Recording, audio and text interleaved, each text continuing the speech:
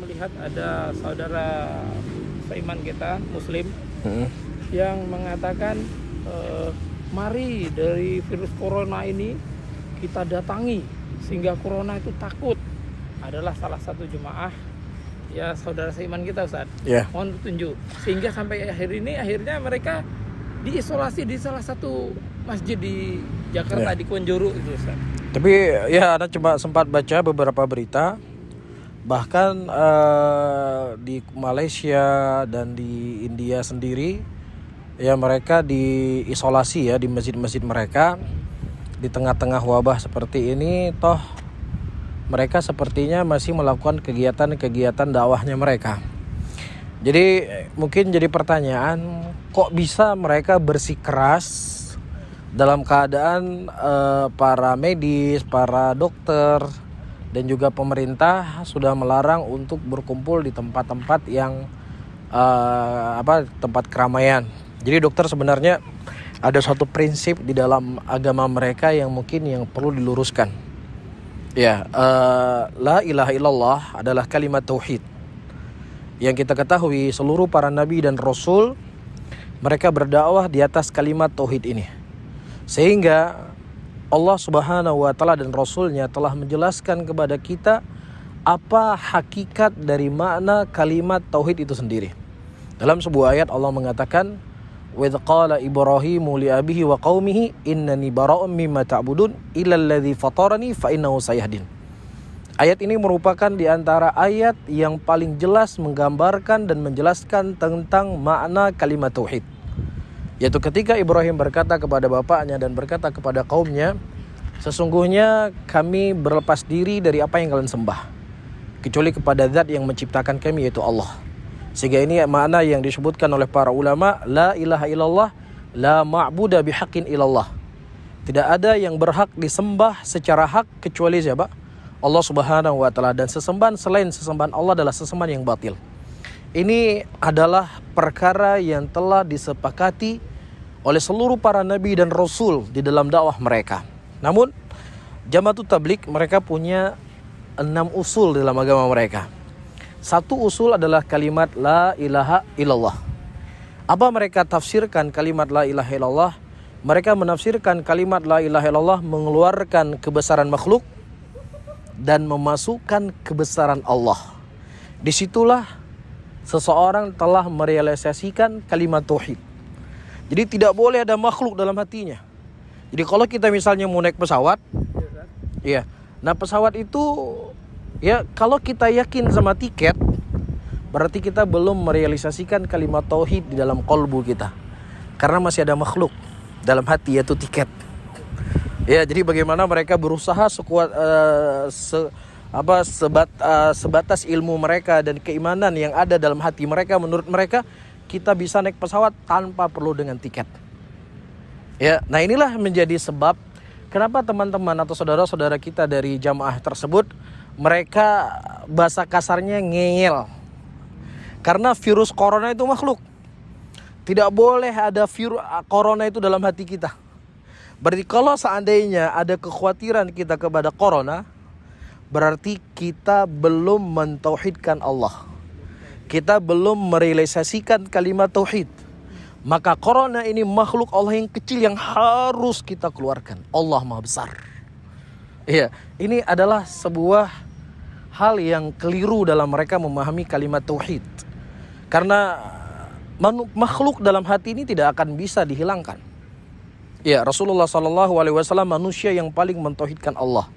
Manusia yang paling mengerti tentang kalimat la ilaha illallah. Beliau berkata, "Hubbiba ilayya minad dunya an-nisa wa tib." Sesuatu yang paling aku cintai daripada perkara dunia ini adalah minyak wangi dan wanita. Nah, cinta itu letaknya di mana? Di dengkul atau di jari kaki kita? Cinta itu dalam hati. Jadi ada kecintaan dari Nabi SAW dalam qalbu beliau kepada wanita dan minyak wangi. Ada makhluk dalam hati beliau, dan ini adalah sesuatu tabiat yang memang tidak bisa dihilangkan dari seseorang manusia, dan itu tidak mengurangi sama sekali ketauhidan seseorang. Bahkan di sana disebutkan oleh para ulama, ketika seseorang meninggalkan sebab, justru dia telah mencela syariat. Karena Islam datang dengan sebab dan musabab. Rasulullah mengatakan, Ya dalam hadisnya, ya fankihu atau nikahilah kalian, tazawwaju waludal wadud fa inni mukatsirum bikum umamun yaumil qiyamah. Nikahilah oleh kalian wanita-wanita yang bisa memberi kalian banyak anak, sesungguhnya aku bangga dengan banyaknya kalian nanti di yaumil qiyamah. Ada sebab di sini. Apa sebab seseorang itu punya anak dengan dia menikah? Nah, mereka jamaah ini, mereka berusaha bagaimana kita harus yakin bahwasanya Allah menciptakan Nabi Isa tanpa ada seorang ayah. Allah menciptakan Nabi Adam tanpa ibu dan ayah. Nah, keyakinan ini harus kita tanamkan dalam hati kita, bahwasannya kita juga harus sampai kepada tingkat yang demikian. Oleh karena itu sebagian para ulama menyebutkan penafsiran mereka terhadap kalimat tauhid la ilaha illallah ini merupakan penafsiran yang sangat berbahaya. Karena akan sampai kepada derajat hululiyah, ya, wal ittihadiyah. Dan itu merupakan sifatnya Allah. Allah mampu menciptakan manusia tanpa anak, tanpa ibu, tanpa ayah. Itu merupakan sifat yang khusus dimiliki oleh Allah. Dan manusia tidak akan bisa mencapai derajat demikian. Tapi manusia dia dengan proses apa? Menikah. Dia baru punya anak. Nah, inilah menjadi sebab kenapa mereka agak bengal. Karena kalau yakin kepada corona, maka kita yakin kepada makhluk. Berarti belum merealisasikan kalimat tauhid. Makanya dalam sebuah ceramah yang sempat viral di media sosial, mereka katakan kirimlah jamaah-jamaah kepada tempat-tempat yang banyak virusnya, virus corona. Ya, nanti akan lenyap itu semuanya. Ini jelas kalau seandainya mereka belajar menuntut ilmu sedikit saja, dari bab awal dia menuntut ilmu, dia telah mendengar Nabi SAW mengatakan, "Firu minal majdhum," larilah seseorang dari penyakit kusta sebagaimana larinya mereka dari singa. Dan juga Nabi SAW mengatakan jangan dicampur di antara unta yang sakit dengan unta yang sehat. Di sini menunjukkan ada sebab yang dengannya kita menjauhi. Ya, dan ini tidak sama sekali menafikan dari kalimat tauhid. Oleh karena itu saya menasihatkan saudara-saudara saya, ya, berdakwah adalah hal yang baik. Bersemangat dalam berdakwah adalah hal yang positif. Namun yang paling terpenting, ya, hendaknya di dalam kita berdakwah kita awali dulu dengan ilmu. Demikian disebutkan oleh Imam Ahlus Sunnah Imam Bukhari rahimahullah, al-ilmu qabla al-qawli wal amal. Ilmu itu harus lebih dikedepankan seseorang itu berkata dan sebelum seorang itu beramal. Oleh karena itu mereka banyak membuat kias-kiasan. Ya, misalnya dalam kita berdakwah ini, walaupun kita belum punya ilmu, itu ibaratnya kita seperti orang yang baru belajar naik mobil. Ketika kita baru belajar naik mobil, ya, buat latihan. Jadi kalau ditabrak nggak ada masalah. Oh, ini baru belajar. Nah, begitu juga orang yang berdakwah, salah-salah sedikit nggak ada masalah karena dia baru. Ini merupakan pikiran-pikiran yang datang dari mereka, dan jelas ini menyelisih ayat Al-Quran. Allah mengatakan dalam ayatnya, "Wala tasifu alsinatukumul kadzib, hadza halalun wa hadza haramun litaftaru 'alallahi kadziba." Janganlah engkau mengatakan dengan lisan-lisanmu ini halal ini haram, dan sungguh engkau telah berdusta atas nama Allah Subhanahu wa taala. Ini perkara yang besar. Allah mengharamkan, dia halalkan. Allah halalkan, dia haramkan. Iya, oleh karena itu kita ingatkan kembali kepada saudara-saudara kita, ya, belajarlah, menuntut ilmu lah. Nah, nanti ketika kalian sudah memiliki ilmu, ya baru kita bisa berdakwah. Bukan harus menjadi seperti Imam Ahmad, harus seperti Imam Malik rahimahullah. Setidaknya apa yang dia sampaikan itu mampu dia kuasai.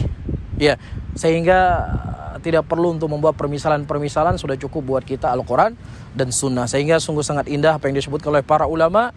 Ya, kejahilan itu terkadang tidak bisa memberikan manfaat untuk dirinya, apalagi manfaat kepada orang lain. Bahkan itu akan memberikan mudarat untuk dirinya dan juga mudarat bagi orang lain. Tapi orang yang mereka memiliki ilmu, maka insya Allah ilmu yang dia punya itu bermanfaat untuk dirinya dan juga bermanfaat untuk orang lain. Jadi memang harus semangat belajar, dokter. Jadi jangan sampai kita ingin mendapatkan pahala, justru dosa yang kita dapatkan. Seperti itu.